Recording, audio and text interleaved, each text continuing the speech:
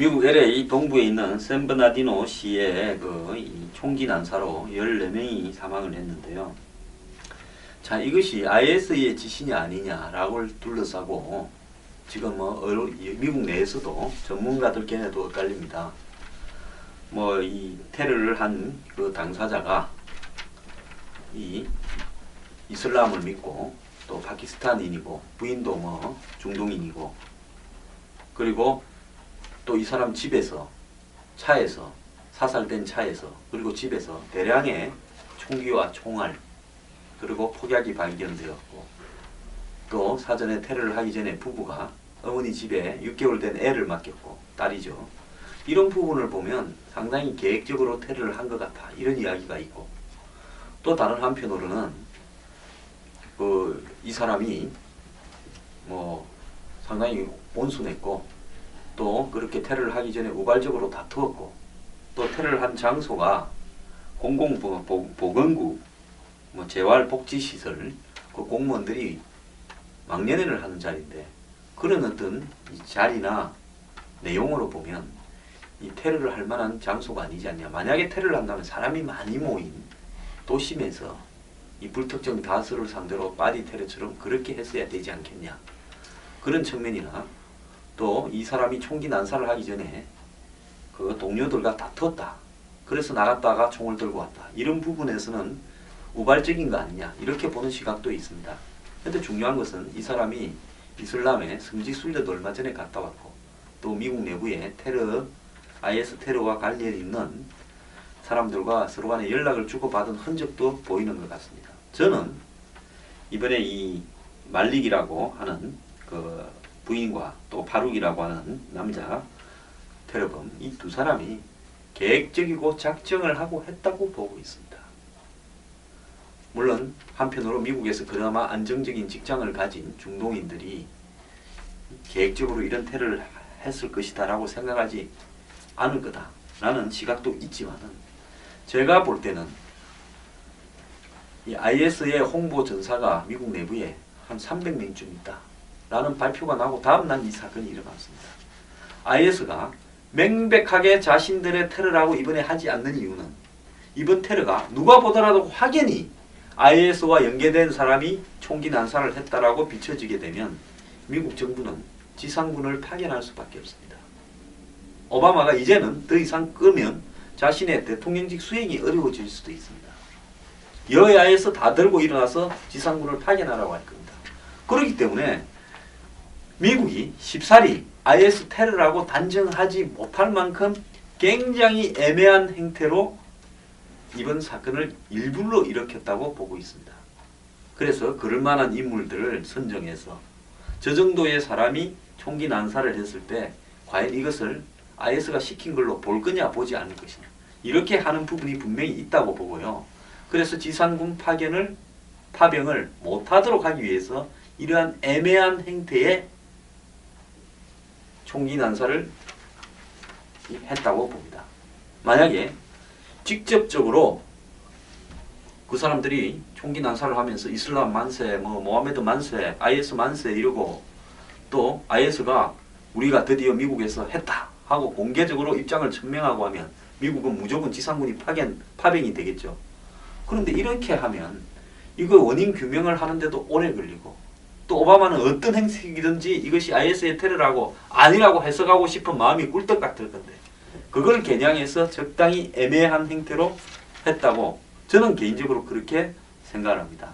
자, 이 총기 난사 사건의 결말이 어떻게 갈지 모르겠습니다만은 지금 미국 정부의 입장으로 보면 원인 규명이나 결론을 내리는 데 시간이 좀 걸리고 애매한 행태로 결론이 날 가능성도 있다고 봅니다. 그걸 원하는 사람이 오바마 대통령이고 미국에 여러 사람이 있을 거라고 보기 때문에 IS는 이번에 굉장히 기술적으로 이 테러를 성공시켰다. 저는 그렇게 봅니다.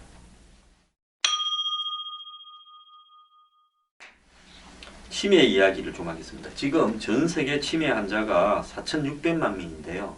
2050년에는 1억 3,100만 명이 된답니다. 그래서 전 세계의 인구의 몇십 명 중에 한 명은 치매 환자일 정도로 늘어나게 돼 있다는 겁니다. 그래서 올해 치매 간병비로 사용된 돈이 935조 원인데 전 세계에서 어마어마한 돈이 들어가죠.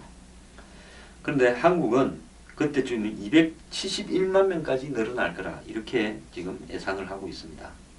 이 치매라는 병은 굉장히 사회적 비용이나 물리적 비용을 증가시킵니다. 왜? 치매에 걸린 사람은 솔직히 어떤 사회적 물리적 행동도 자연스럽게 하지 못하는 부분이 있기 때문에 거기에 간병이나 이 간호에 엄청난 손실과 노력이 들어갑니다.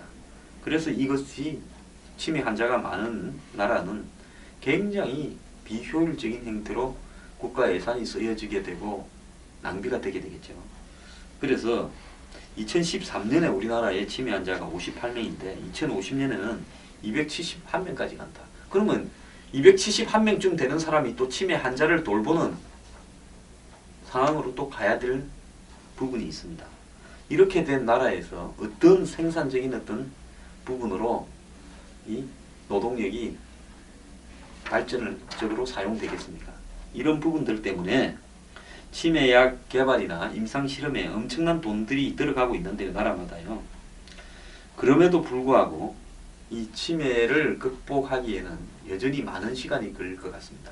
자, 전 세계적으로 고령화는 진행이 되고 또 노인들 숫자가 점점 늘어나는데 거기에 비례해서 치매 환자도 기하급수적으로 늘어난다.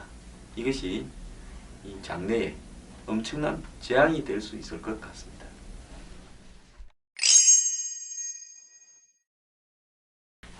일본이 내년 봄에요. 차세대 스텔스 전투기 신신이라고 불리는 시제기를 처음 제작을 해서 비행에 나설 거라고 합니다. 일본 방위장비청이 발주해서 한국 같은 방사청 같은 관계의 기관이죠. 미쓰비시 공업이 개발 제조한 선진 기술 실전기, 일본말로 일본이 붙인 이 이름이 ATD-X입니다. 이거의 천여 비행이 2016년 3월 말까지 이루어진다고 합니다.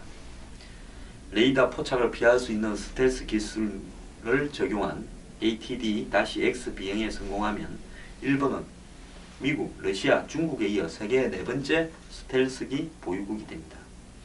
자, 일본은 정부는 3,770억을 투입해서 1인승 한 대를 제조했으며 방위성이 이제 인계받아가지고 시험 비행을 하면서 이제 이 스텔스 성능과 또 기동성 등을 검증한답니다. 그래서 항속 거리가 한 3,000km 되고요. 최대 시속이 2,410km. 이렇게 나오는 아주 성능이 뛰어난 겁니다. 일본은 국산 전투기 개발과 관련해서 테스트를 한 것은 F2 이래 20년 만입니다. 일본은 F1이라는 시제기를 만들었고요. 자체적인 F2라는 또 4세대급쯤 되는 시제기를 만들었고 이번에는 스텔스기 즉 5세대 시제기를 만들었는데요. 한국의 최근에 KF-X 사업과 관련해 가지고 한국이 미국으로부터 지금 방사청이 12월 2일 회의를 했다. 그래서 미국이 기술 이전에 대해서 긍정적인 입장을 보였다. 그래서 한국의 KF-X 사업이 지금 방사청의 계획대로 잘 되어 갈 것이다. 이런 보도가 나오고 있는데 저는 터무니없는 말이라고 보고 있습니다. 미국은 그야말로 외교적인 의사를 표명했을 뿐이고요. 한국이 4.5세대형의 부분 스텔스 기능을 가진 쌍발형 고급 KF-X 시제기를 만들겠다고 나오는 이상은 대당 8천만 불도 더 칠 거라고 지금 예상이 되고 있습니다. 저는 그것이 불가능하다고 봅니다. 일본은 적어도 한국보다는 비행기 기술에 관해서는 20-30년 이상 앞서 있습니다.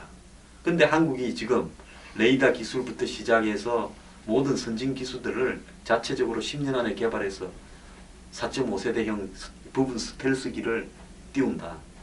아는 사람들은 다 이게 불가능하다고 압니다.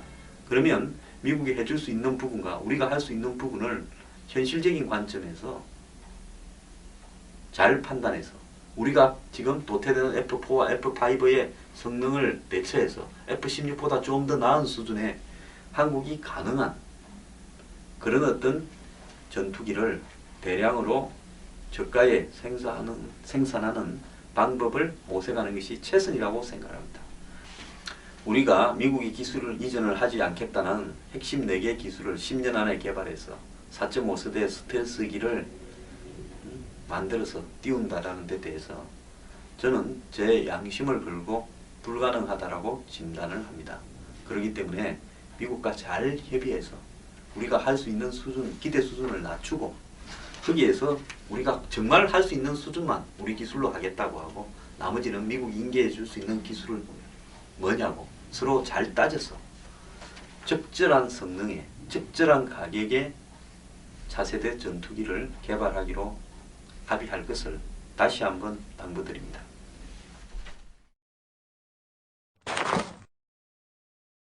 서대니 이제 6시간을 근무를 하겠다.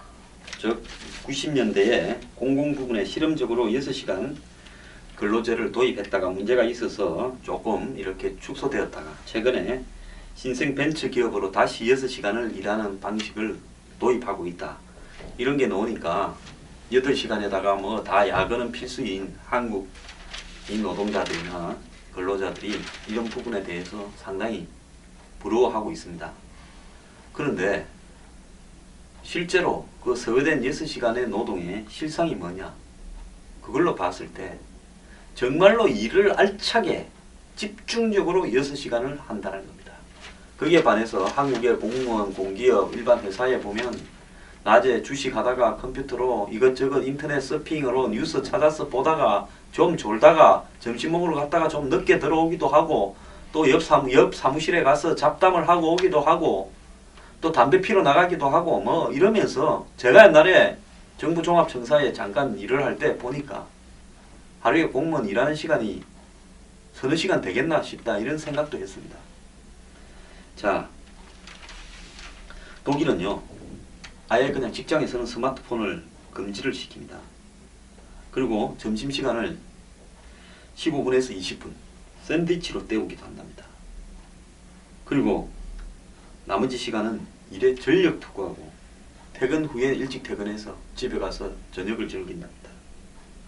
그래서 독일 같은 경우에 일하는 시간이 제일 적음에도 불구하고 노동 생산은 미국을 제끼고 1위입니다.